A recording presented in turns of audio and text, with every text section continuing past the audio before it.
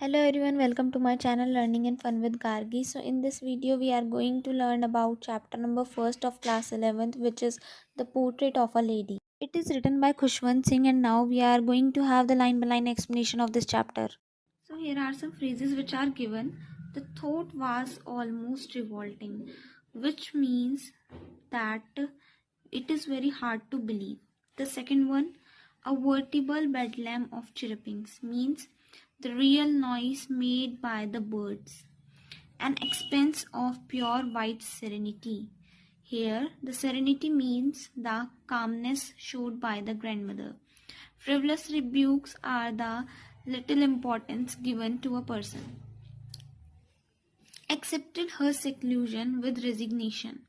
That to accept the retirement or the loneliness without saying anything to anyone.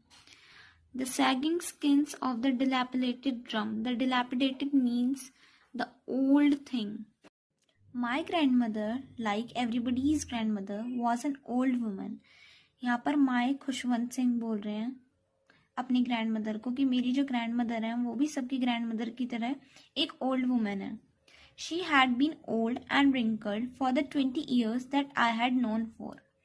वो 20 साल से अपनी दादी को जानते हैं और वो जब से बूढ़ी और रिंकल्ड ही है. रिंकल्ड मतलब फेस पर जो झुर्रियाँ पड़ जाती हैं.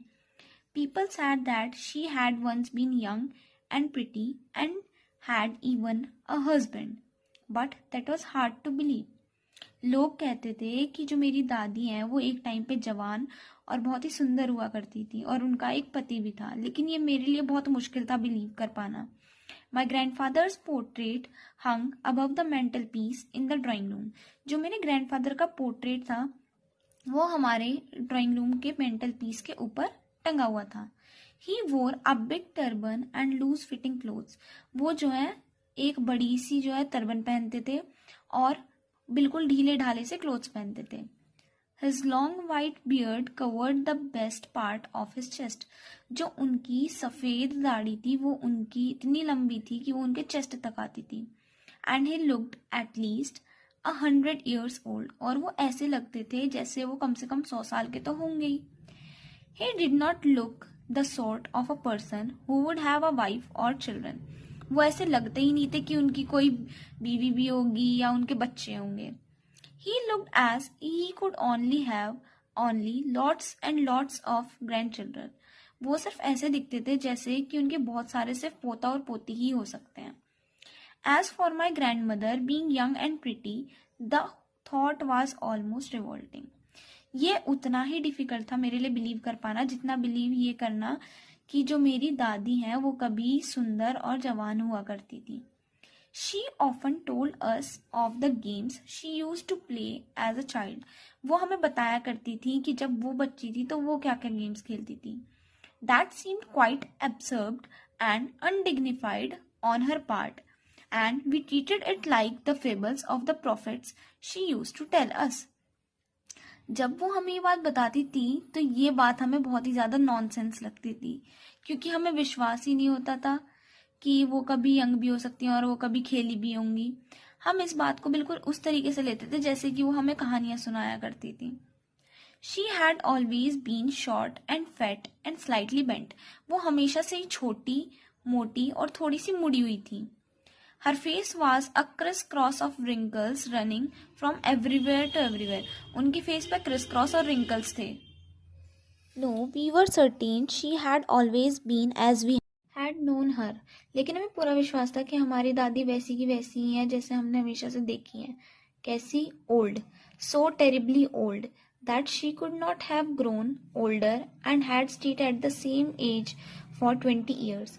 वो इतनी ज़्यादा ओल्ड थी कि ना तो वो अब आगे और बूढ़ी हो सकती थी और वो 20 साल से सेम ही एज पे अटकी हुई थी. She could never have been pretty, but she was always beautiful. वो कभी सुंदर नहीं हो सकती थी. यानी यहाँ पर प्रिटी एक्सटर्नल ब्यूटी और ब्यूटीफुल इंटरनल ब्यूटी के लिए यूज किया गया है. She hobbled about the house in spotless white sari, with one hand resting on her waist to balance her stoop and the other telling the beads of her rosary. जो उनका एक हाथ था वो हमेशा उनके स्टूप पर रहता था जिससे वो बैलेंस कर सकें और दूसरे हाथ में उनके एक माला रहती थी जिसे वो हमेशा जपती रहती थी. हर silver locks were scattered untidily over her pale, puckered face and her lips constantly moved in inaudible prayer. यहाँ पर सिल्वर लॉक्स जो है उनके सफ़ेद बालों को कहा गया है और वो जो है हमेशा अनटाइडली मतलब ठीक से ना कॉम्ब रहता था, ऐसे ही उनके बाल किस पे आए रहते थे. उनके पेल पकड़ फेस, पेल होता है जो थोड़ा फेस पीला पड़ जाता है और पकड़ हो गया जो रिंकल्स की वजह से पक सा जाता है फेस, उसको कहते हैं. और जो उनके जो लिप्स होते थे वो कॉन्स्टेंटली मूव होते रहते थे पूरे दिन. वो मतलब हमेशा प्रेयर्स को रिसाइट करती रहती थी. Yes, she was beautiful means her soul was very beautiful. She was like the winter landscape in the mountains. Here, the winter landscape means that she was very silent and peace lover, an expanse of pure white serenity, the one who keeps very calm, breathing peace and contentment. Contentment means satisfaction. My grandmother and I were good friends. जो author थे खुशवंत सिंह, वो और उनकी दादी बहुत good friends थे. My parents left me with her when they went to live in the city and we were constantly together. जो खुशवंत सिंह के पेरेंट्स थे वो उनको उनकी दादी के पास छोड़ गए थे जब वो सिटी में शिफ्ट हुए थे और वो जो है कॉन्स्टेंटली हमेशा साथ ही रहते थे. She use to wake me up in the morning and get me ready for the school. वो जो है मुझे रोज उठाती थी सुबह सुबह और मुझे स्कूल जाने के लिए रेडी करती थी. She said her morning prayer in a monotonous sing song while she bathed and dressed me in the hope that I would listen and get to know it by heart. वो हमेशा मुझे जब उठाती थी तो वो एक हमेशा प्रेयर गाती रहती थी एक लिरिक में जिसका कोई ना तो साउंड होता था अच्छे से ना कुछ, और वो ये विश करती थी मुझे नहलाते हुए तैयार करते हुए कि मैं उसे सुनूंगा और मैं पूरे मन से उसको याद करूंगा. But I listen because I loved her voice but never bothered to learn it. मैं सिर्फ उनकी आवाज़ इसलिए सुनता था क्योंकि मुझे उनकी आवाज़ अच्छी लगती थी, मुझे कोई इंटरेस्ट नहीं था उसे याद करने में. Then she would fetch my wooden slate with she had already washed. वो फिर एक वुडन स्लेट लेके आती थी मेरी जो वो पहले ही धो चुकी होती थी.